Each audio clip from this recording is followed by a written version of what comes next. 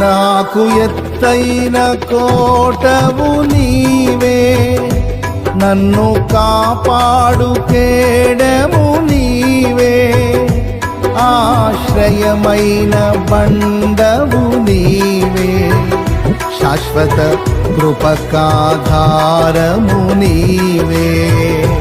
నా ప్రతిక్షణమును నీవు దీవెనగా మార్చి నడిపించుచున్నావు. ఈ స్తుతి మహిమలు నీకే చెల్లించెదను జీవితాంతము. ఘనమైనవి నీ కార్యములు నా ఎడల, స్థిరమైనవి నీ